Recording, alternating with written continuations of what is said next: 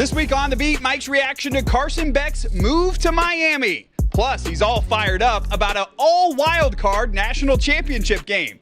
And how about the Georgia basketball team? We're not going to do big picture. I'm sorry. Don't worry, Coach. We got you.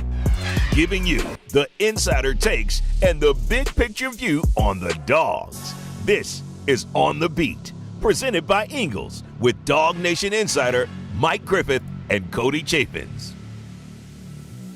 Welcome into On the Beat. Cody Chaffins, Mike Griffith with you. Happy Monday night. And Mike, as we come on the air, we're talking a lot about January of 2011, where we were way back when. Why is it relevant? That's the last time Georgia basketball was ranked in the AP Top 25, ranked again in the AP Top 25. So tell me, January 2011, where were you, Mike?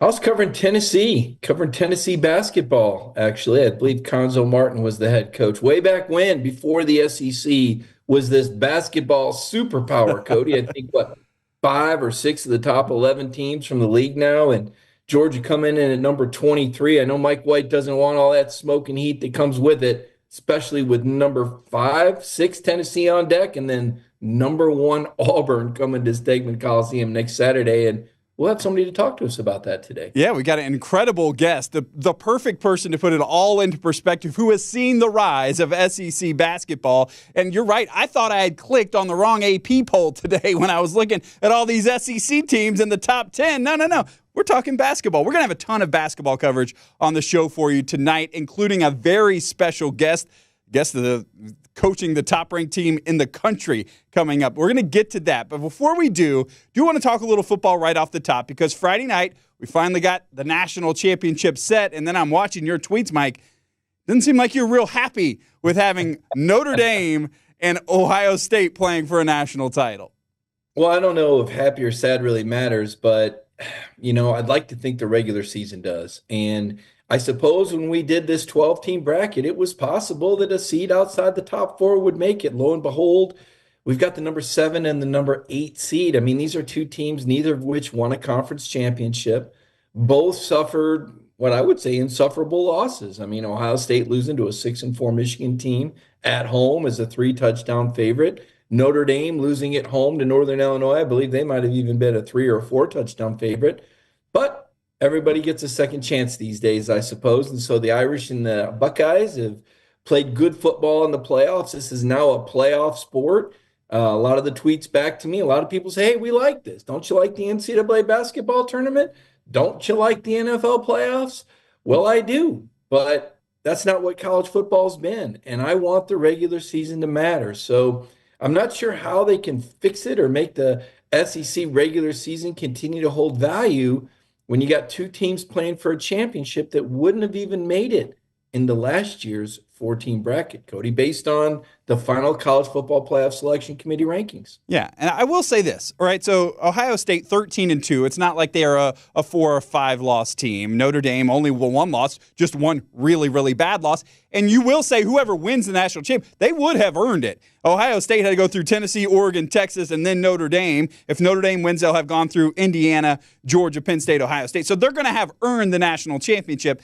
And I think that's fair. That's fine because that's the way the rules are set up. But as you said, does it diminish what happens on September 20th out there in a college football game? Does it matter at all if you win some of those games? Now, obviously, you can't have a bunch of losses and expect to make the playoff, but it does remind me a lot of what happens in like Major League Baseball, where you get a team that doesn't even win their division and then goes out there and wins the World Series. It happens a lot. We've seen 8 of those since 1997. 2023, the Rangers did not win their division, went in as a wild card, ended up winning the World Series.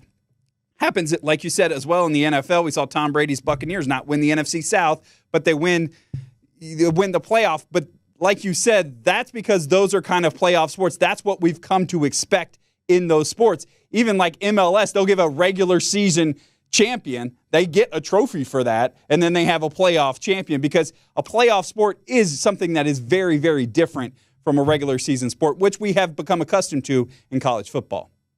Well, the question becomes is how do you manage it, right? I know there was some talk about the SEC adding a 9th conference game. Well, forget about that. I mean, a lot of people are going to draw the conclusion, and some already have, that maybe the SEC wasn't as good this year. And I think it's just the opposite. I think the SEC was too good for their own good, too deep. So you have Ole Miss losing at a revitalized Florida team on the road, difficult place to play. You have Alabama losing at Oklahoma decisively. You have South Carolina, those early season losses at home to LSU, at home to Ole Miss, not able to catch up, even though they beat Clemson, which made the playoff as a conference champion, beat them head to head, Cody. Gamecocks still didn't get in. Then Georgia getting their quarterback injured, playing in a conference championship game, something Notre Dame didn't have to do. So you kind of wonder if the SEC looks at their scheduling a little different and says, maybe we shouldn't have our banner program playing 4 top 10 teams. Maybe the SEC should schedule a little differently. And then you wonder if you're Georgia, roster management. Some of those guys a little banged up. They really didn't need to play against Georgia Tech. Maybe you lose that game, but you're a little bit healthier the next week. Because after all, if you beat Texas, you're in anyway. So I don't want to see it go that route where you have guys sitting out and rosters being protected in the regular season. I like that concept of every game matters and every week's a playoff, but clearly the riches of being a conference champion didn't really pay off. None of the teams that had a bye won their game. None of the conference champions advanced to the championship game. So you wonder a little bit about the conference championship games. You wonder a little bit about the seeding, and you wonder a little bit about the roster management. And this is something that it's got to come from the top. I think a coach is not going to – it's hard for them to say, hey, we're not going to try as hard, or we're not going to win. But they've got to be set up from the top to say, hey, this is what your schedule is going to be. This is – because a coach is never going to shy away from a challenge. Kirby Smart is always going to say he wants to win the SEC championship and play his best in that game. Yeah, well, that's not the game. The game would have been the Georgia Tech game. Okay. That's the one that you wonder a little bit about. Took 8 overtimes, took a little something out of you, and the Dogs were running on fumes. You heard Kirby talk about mental bandwidth. And look, I'm not here to make excuses for Georgia football, but the version of Georgia football that we saw playing Notre Dame wasn't nearly as dialed in as we saw in the regular season. And we know there was that horrible tragedy that unfolded in New Orleans leading up to the game. We also know about the personal tragedy and loss in Kirby Smart's family of his father, and how maybe that affected him in the preparation. It's not going to be a fun memory for a lot of Georgia fans. My thought is I hope it doesn't take away from what I thought was a really special regular season, a season of perseverance where you saw these Dogs, guys like Smile Munden that you're looking at right there, had missed so many games with a foot injury, and he emerges late and just plays heroically down the stretch against Tennessee and Georgia Tech, and also had a very good game against Notre Dame. Gunnar Stockton, the step up we saw from him in the second half to win the SEC championship, something we thought, was really going to help Georgia out getting that bye. But again, as it turned out, that extra week off really didn't turn out to be that much of an advantage for any of the teams. Yeah, it's going to be interesting to watch next year if it plays out a similar way, or do we finally see some of those teams that get the byes have that work to their advantage? Because, yeah, this year, these teams, they had to go the hard road to get there, but, they're still there, and teams like Oregon and Georgia are not there, who would have been in the 4-team playoff. Yeah, very interesting. And it's not just that those teams didn't win a conference championship. They didn't even play for a conference championship, which is the big difference, is that extra game wasn't even played by Notre Dame or by Ohio State. It'll be interesting to see. I mean, I don't know how you change it, because at this point they're only talking about getting the playoffs bigger. It's not going to go back to the 4 teams that we were used to. No, and some people say, well, they had to play the extra game. Well, they did, but they played it at home. Would you rather play an extra, if you're Notre Dame, would you rather play at home against Indiana, or home, if you're Ohio State, against Tennessee, rather than traveling to a neutral site to play the best team in the league? I'd say that's an easier game at home. So playing that conference championship game was one extra game, and then the other teams played that extra game at home later, closer to when they would end up playing in the quarterfinals. So maybe a little bit better timing, a little bit more prepared, and in Notre Dame's case, didn't have to play a conference championship game. Marcus Freeman said it, hey, we didn't have a conference championship game, so that was our bye week. So they essentially got the same bye week as a championship team in that respect, because they didn't play a conference championship game. So, I feel like we're talking in circles a little bit here. These are the two best teams from the playoffs as they were bracketed, as they were seeded. And yes, they deserve credit for the 2 or 3 games they've won. But to me, I still look at college football in its totality and start to finish, the team that's the most consistent. I think there should be more value, and I'm not sure how, placed on winning a conference championship game. And again, Georgia will go down as the SEC champions, but now we're in a playoff sport, and most people really don't remember conference champions. I mean, I can't tell you who won the respective conferences in the NFL last year. I can't even tell you a lot of the Super Bowl losers. I do good just to remember all the Super Bowl winners now. So this is where college football's going. Kirby Smart's a guy that's told you he's not going to waste a lot of time griping or complaining about things that he can't change. He's going to tailor his roster and his approach to win in a 12-team playoff next season. Yeah, kind of like you talked about NCAA basketball. We don't care about who wins the conference championship because everybody cares about the big tournament coming on at the end. And again, we're going to have special guests going to talk a lot of basketball in just a minute. Do want to hit one more topic with you here off the top, a football topic, because we haven't talked to you since Carson Beck came back from the NFL draft and decided to go down to Miami. What do you make of Carson's move? For me, it's one of those good for him. I'm not mad at him because he's going down to make money and live near his girlfriend and play another season of football because he spent his good amount of time at Georgia, spent 2 years, spent even longer than that, waiting his turn. So hard to be mad at him, but it kind of does feel like a loss for Georgia. Well, I mean, Carson fulfilled his contract, right? He was at Georgia for 5 years. He got his degree. He put in the redshirt year. He put in 3 years on the bench. He left it on the field. He got injured in play, came back on the field and made sure that handoff to Etienne was right on the game-winning play against Texas. I kind of look at it, signed, sealed, delivered. And, in Carson's case, this is a business decision. This injury that he sustained was going to affect his draft stock in a bad way. So why not go to Miami where you could make arguably just as much money in the next year as you would have as a second-round pick? And I'm not sure he would have been a second-round pick. So we don't know if there was any negotiation between Carson and Georgia or if Georgia made an offer.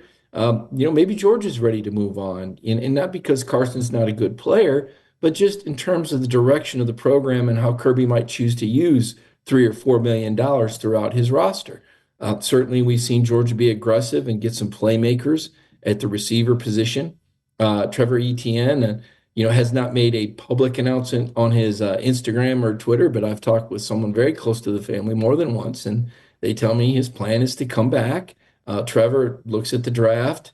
Obviously, it's a very deep draft for running backs, but more importantly, from what I'm told, he wants to get his degree, just like his brother did. Wants to win a national championship, just like his brother did. So it sounds like Trevor's back in the wagon. I suppose until the final day, people can always change their mind. But as of now, that's the plan, and that's a pretty valuable returning player. Georgia's got work to do, though, Cody. They need to add a couple more guys, I think, and some guys need to evolve and develop a little bit more. I don't know how we feel about the quarterback position. Can Gunnar Stockton win a national championship? A lot of people will say, well, Stetson Bennett did it, and, he wasn't even first-team All-SEC. Well, he also had James Cook and Ladd McConkey and Brock Bowers and A.D. Mitchell and a first-round left tackle protecting him. And I don't think Gunnar has quite that. I don't think the supporting cast is the same. Certainly the defense isn't the same as it was in 2021, although it should still be very good. There's more parity in the league now, and it's much harder. And as we saw in the Sugar Bowl, there's not much of a margin for error. Right. And I would feel better with a third-year starter coming back to be the quarterback for the Georgia Bulldogs. But I do understand what you said. He's going to go, right? And it already felt like he was gone anyway when he went to the NFL draft. So it's not that huge. And I feel like, you know what? Gunnar Stockton may not throw 12 interceptions next year, which would be a good thing and an improvement from that position.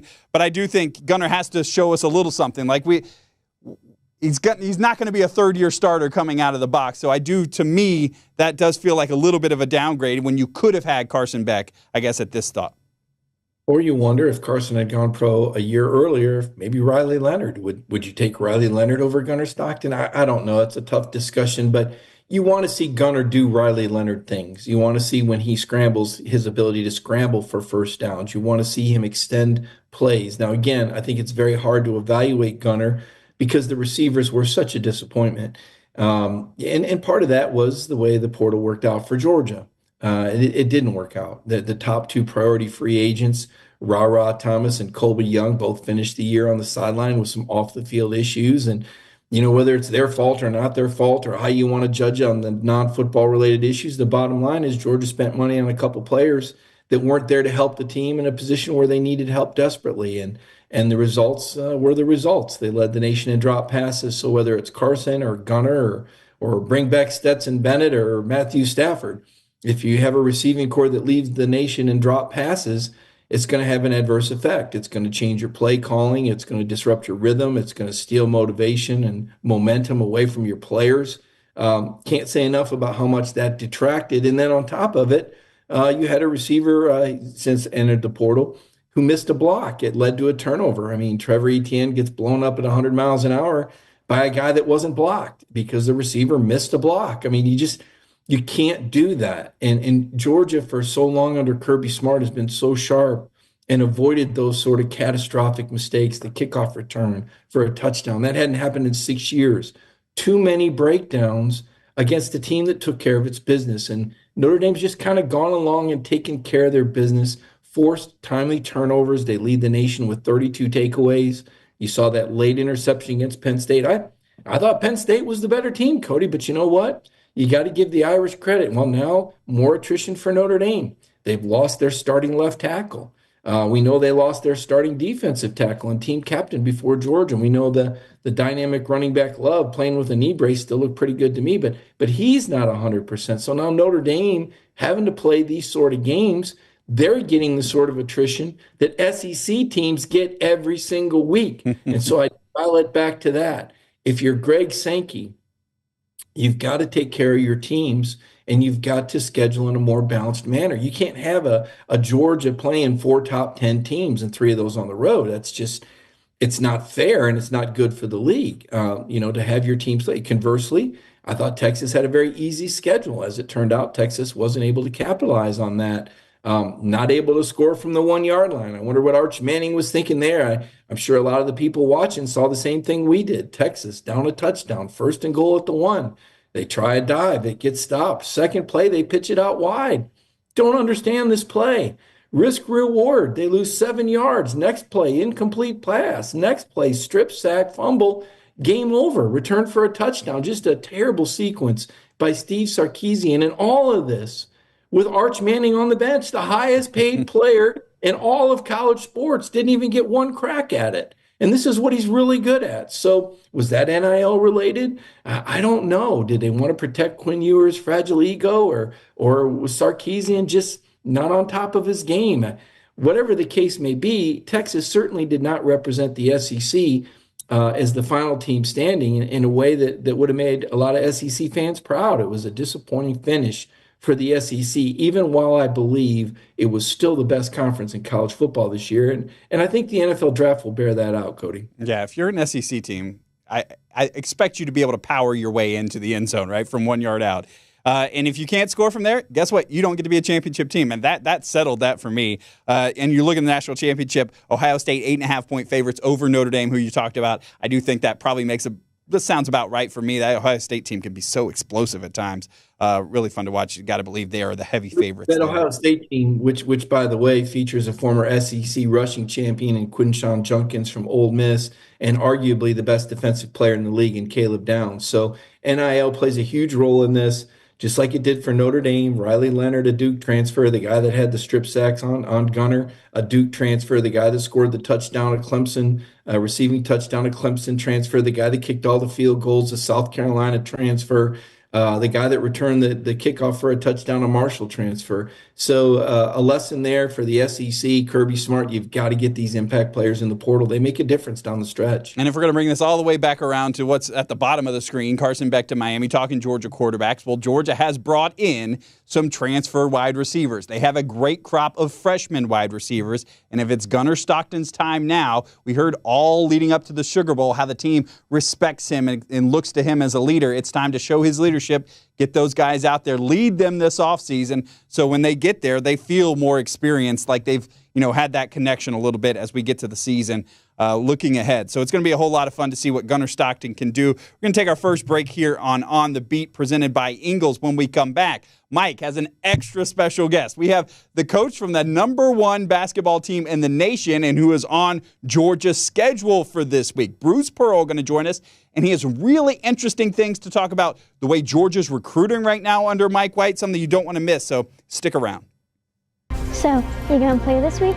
You gonna play this week? You gonna play this week? You gonna play this week? You going to play this You week? gonna play this week? You gonna play this week? You gonna play this week? You gonna play this week? This week? And welcome to the Ingles Game of the Week as the Warhorses square off against the rival. He's going in. He's going in. Go, baby! Ingles, we're with you every step of the way.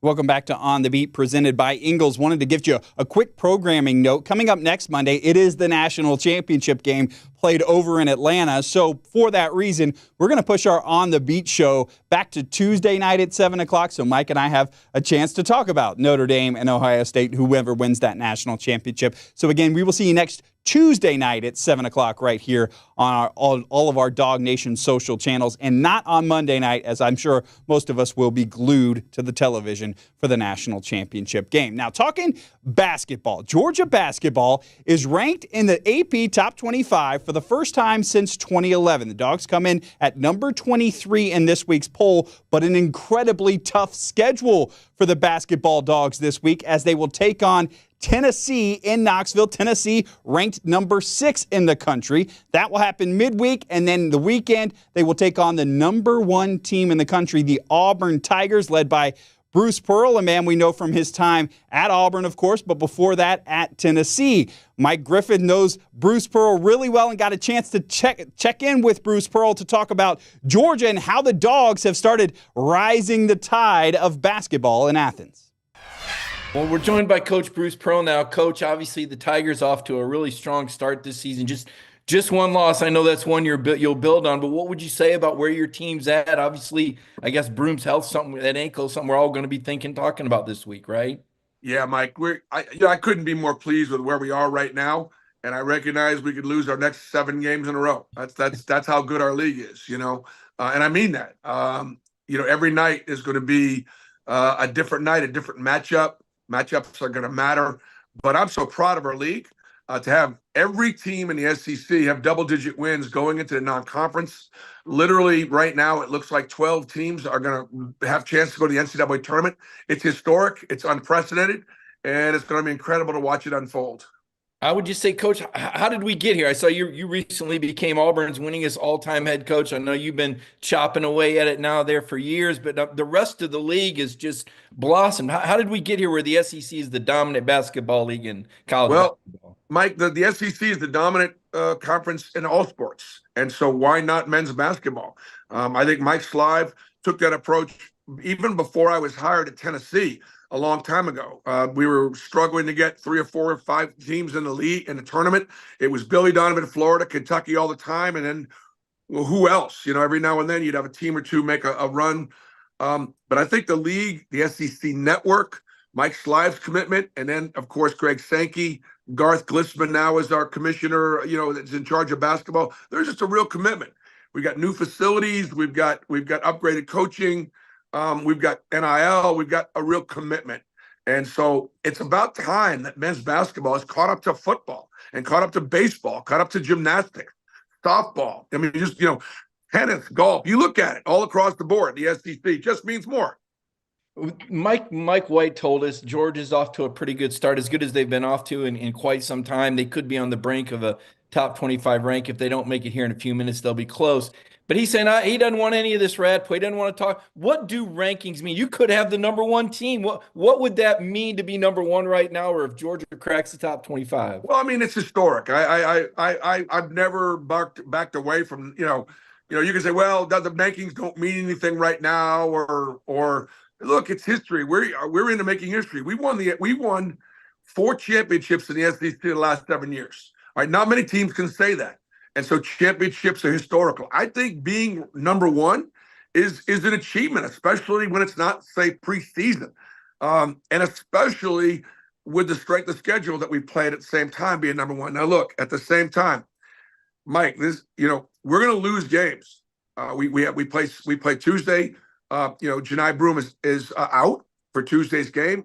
We don't know how long he's going to be out, but he's out.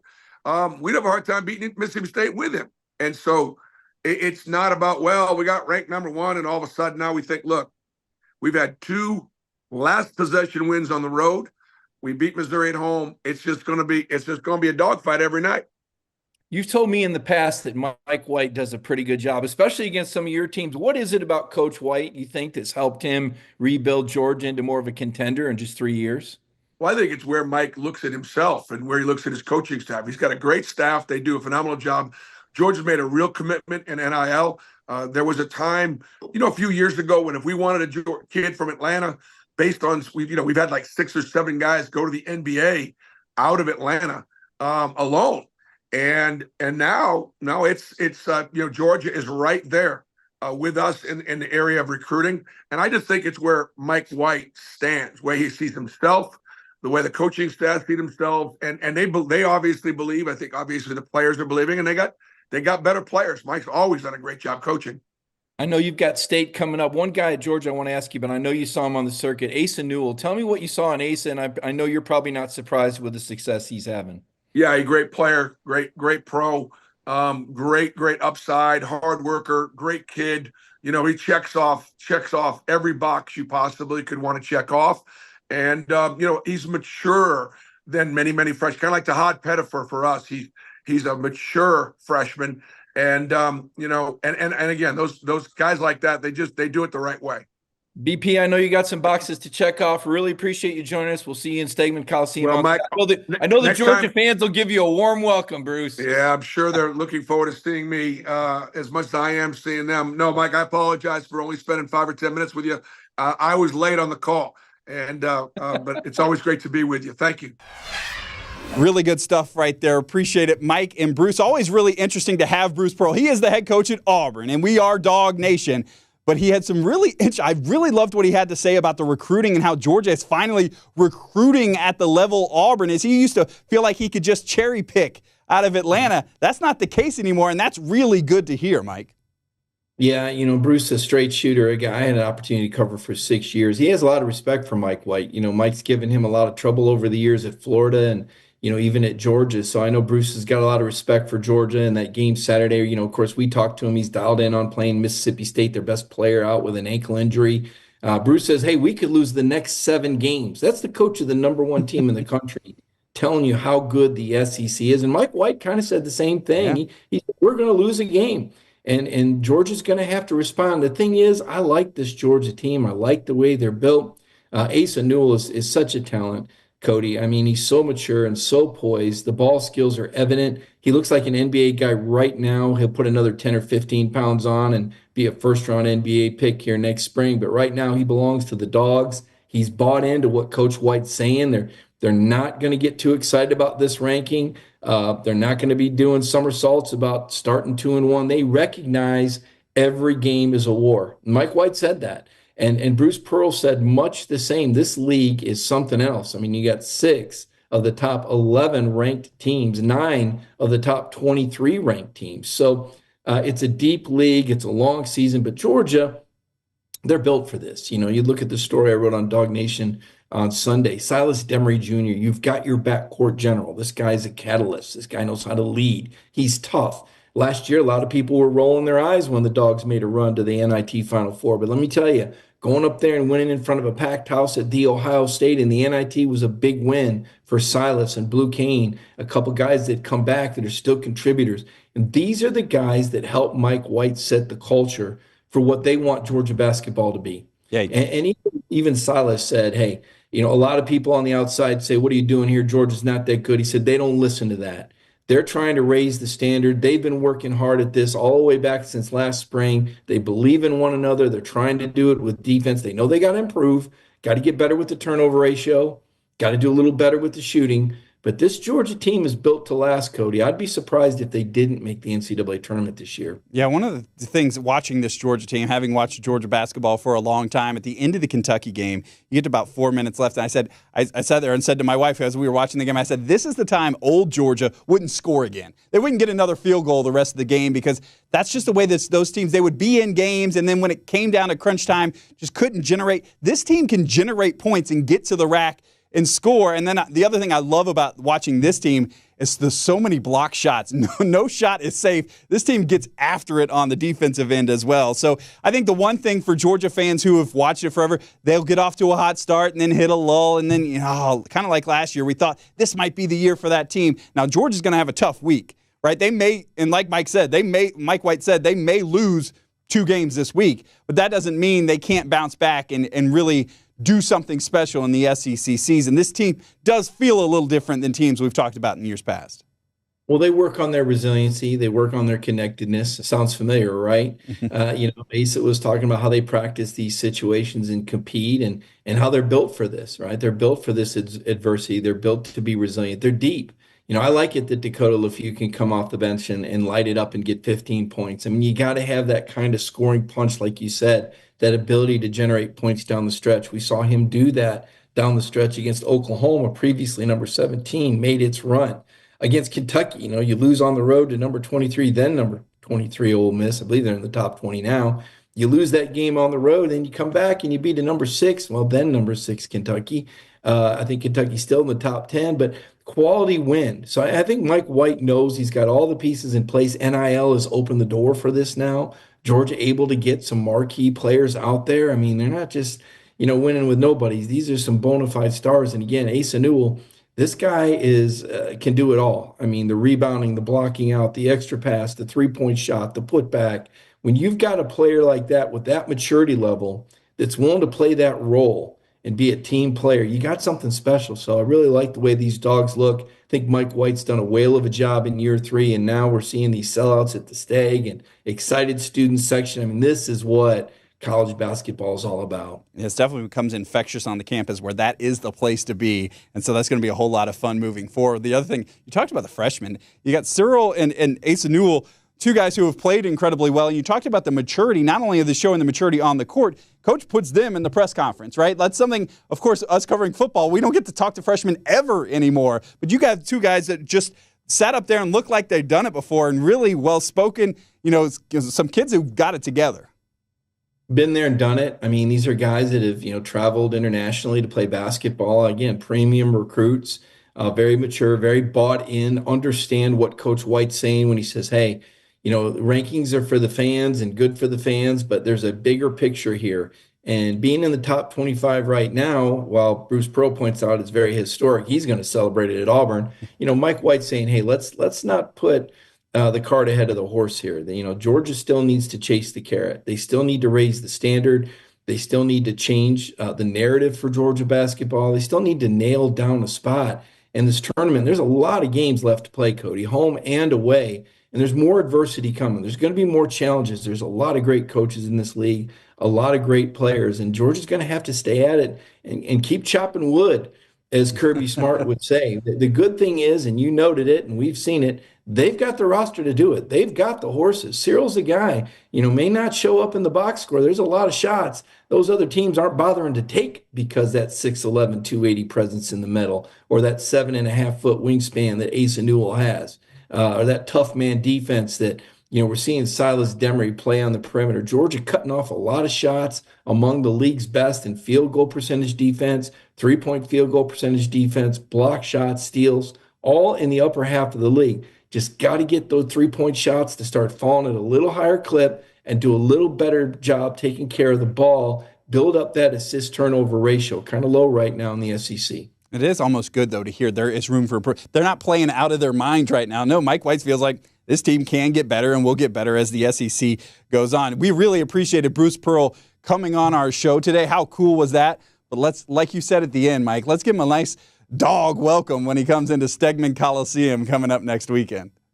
Well, Bruce will embrace it. He's a showman. He'll have his guys fired up. They'll try to use that Stegman Coliseum energy to their benefit. His teams were very good at that when I covered them. They went into a lot of opposing gyms, and it didn't really bother them too much. And Bruce loves the game. You could tell during that interview he is a fan of basketball. He is a fan of the SEC, truly embraces it. And the days leading up to the Georgia game, he's going to, turn, Mike White into, Tom Izzo. We're going to hear talking him up so much and Georgia basketball up so much. And you heard what he said about Ace Newell, a guy that he was very well aware of on the recruiting trail. Everybody wanted Ace Newell. But Bruce is a lot of fun. He knows how to play the role of villain. He doesn't mind it. He understands it.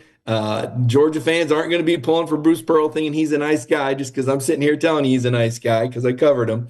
They're going to want to beat the Auburn Tigers, and they're going to want to beat him really bad in Stegman Coliseum. Bruce would be disappointed if he wasn't booed. And no, they're not saying Bruce. They're saying boo at Stegman Coliseum. Really good stuff. Georgia basketball is hot right now. When we come back on The Beat, we'll do our Who's Hot and Who's Cold segment presented by Anytime Heating, Cooling, and Plumbing. I'm so glad you're here. Let's take a look. Anytime can handle all your HVAC and plumbing needs, providing top quality service for a reasonable price. All fixed now. Can we call you again? Yes, anytime. Any day? Yes, anytime. But for the heat? Yes, anytime. For the toilet? Yes, anytime. Anytime you have a problem, just call. Anytime Heating, Cooling, and Plumbing. Large enough to handle your HVAC needs, but small enough to care. All right, welcome back into On the Beat. It's time for our Anytime Heating, Cooling, and Plumbing Who's Hot, Who's Cold segment. Mike, who's hot this week? Oh, I hate to say it, but Ohio State looks awful good. They tried to beat themselves. They had some penalties, but man, so much talent there at Ohio State. And then they cherry-picked two of the best SEC players for their roster. They got a quarterback from Kansas State. Ryan Day appears to have validated himself. Can't beat Michigan, but apparently he's on the verge of winning a national title. And you got to give Marcus Freeman a lot of credit. And what he did with Notre Dame, keeping those Irish players around for Christmas, that togetherness that Notre Dame played with was all the difference in the world. They only had one play longer than 15 yards, and somehow, some way, they managed to beat Georgia. Marcus Freeman, rumored now to have the Chicago Bears have interest in Marcus Freeman. And you said it before the break, before Anytime Heating, Cooling, and Air break. Georgia basketball, it's as hot as it's been in 14 years. Seeing the Dogs ranked in the top 25. Mike White's done a phenomenal job getting his team off to a 14-2 start. It's the best start in 24 years. That's the last time the Dogs won an NCAA tournament game, by the way. So a good omen there with a strong start. A lot of ranked wins for Georgia already. Some really good competition. But, man, big season ahead, so you got to say SEC basketball's hot. 6 of the top 11 ranked teams, 9 of the top ranked in the top 23. And you heard Bruce Pearl say, hey, basketball had to catch up with football, softball, baseball, gymnastics. He said SEC is just the best conference out there. So I guess I would agree with that. And certainly SEC basketball right now is moving the needle. I'm taking something off of that to talk about SEC baseball. How about Georgia? The first early rankings, Georgia comes in at number 8 in the preseason ranking. Can't wait to see Georgia baseball continue that SEC dominance that we see. All right, so if that's who's hot, we've all been cold dealing with snow all week, but who is cold this week, Mike? Boy, James Franklin, he just can't win the big game, can he? I mean, I thought Penn State was the better team. They had the early lead. They had some great opportunities, and their quarterback just throws one of those interceptions. You say, what in the world were you thinking there? You had a chance there in the final minute to move the ball, and he makes a bad throw back across the middle. That's a rookie mistake. And under pressure, you hate to put that all on James Franklin, but you know what? It's his quarterback. It's his team. They were in that situation. They made some bad play calls in the second half. Notre Dame out-adjusted them at halftime. Thought they out-coached them. You got to say right now, James Franklin, freezing cold. Mike, how will you watch the national championship game? Is this something you love? You'll sit down, you make a big spread. How will you take in the national championship game this year? I'll be as analytical as possible. I want to see if Notre Dame can overcome these losses. I'm still stunned they were able to overcome the loss of their best defensive lineman and slow the Georgia run game. But losing that left tackle now against Ohio State, I think it's just too much to ask. But I like to look at it from an analytical standpoint. I really like Riley Leonard. I mean, this is a guy to me, if Gunnar Stockton can play at a Riley Leonard level next year, that'd be a good thing. I mean, this kid improvises. He's tough. He's resilient. He's a good leader. He makes the throws he needs to make. The ability to run makes him dangerous. Very impressed with Riley Leonard's leadership and poise. Is he enough alone? Love that running back. He's dynamic. He's a home run hitter. Had that knee brace on, and he's still jumping over people, breaking tackles, fighting through. It looks to me like Notre Dame is just such an ultimate underdog, and yet I saw Texas take them down to the wire. I saw Texas take Ohio State to the wire, even though I thought Ohio State was the better team. Is there a way for Notre Dame? Don't really have a rooting interest in this game. Two traditional programs, they really haven't played that much, Cody. I think this is only the 9th meeting, even though they're pretty close to one another in proximity, recruit against one another quite a bit. Both of them going to be getting some pretty big paydays for playing in this game that they'll use for NIL. Both of these teams built around NIL stars. I guess as I watch this game, I'll be wondering if Kirby Smart is making some phone calls and trying to get more guys. I guess both of these teams have players that could enter the portal 5 days after the game. Sure. Could there be a future Bulldog on the Notre Dame or Ohio State roster? Is turnabout fair play for the SEC? I guess those are the things that'll be going through my mind as I break this game down and see if Notre Dame can find some way somehow to stay close to an absolutely loaded Ohio State roster. We know you're watching usually your games and you're on the laptop, right? Because you're a writer and this is what you do and you cover this sport. Because you're not necessarily covering one of these teams, will you still be typing out ideas and thinking about things, and are you just going to veg out on the couch? Oh, no. I'll be covering the game for AJC DawgNation. We'll have a story up on this. Georgia fans are, some of the most learned and knowledgeable fans in college football, and much to their chagrin, they're going to have to watch a game that doesn't have the Bulldog, but they'll be watching and they'll be wondering and they'll be thinking to themselves, could Georgia have beaten this Ohio State team? We know they could have beaten the Notre Dame team. We all know the 2 or 3 plays that made a difference. Could Georgia have stacked up with Ohio State? And if not this year, as we project to next year, of course, we had a story on DawgNation.com on Sunday about comparing last year's position groups to the projected position groups this year. Will Georgia be a better football team next year? The schedule is every bit as difficult in many senses with the SEC teams flip-flopping. They're still coming to Sanford. But can Georgia navigate that schedule once again and reach the SEC championship game once again? Are they better off if they don't? Maybe they're better off if they don't play in the conference title game and they get a bye like Ohio State did and get to play a first-round game, or Penn State. You look at what did Penn State really do to get where they got. They beat SMU and Boise State. That's a pretty favorable draw. So hard to say now the way these playoffs break down and break out, but I'll be evaluating that game in the back of my mind, wondering how these Bulldogs could have matched up with Ohio State and kind of projecting forward and wondering how Gunnar Stockton can do it if the Bulldogs don't add another quarterback through the portal. I don't know. I don't know, Cody. Are you ready to rule out another quarterback coming to Georgia yet, or do you still leave that possibility open? I still leave the possibility open. I mean, they definitely want at least another camp arm, what you call a camp arm, right, to help with spring practice and a guy who throw. Ryan Montgomery, who came in, of course, had the knee injury in high school, so you need just physical bodies. But I think they could bring in somebody else who can compete for a job. I'm not sure how many guys are still out there. I know Quinn Ewers, is he going NFL? I think he's not looking for another college spot, so he was the only guy that was like a starter-level person that you would think of.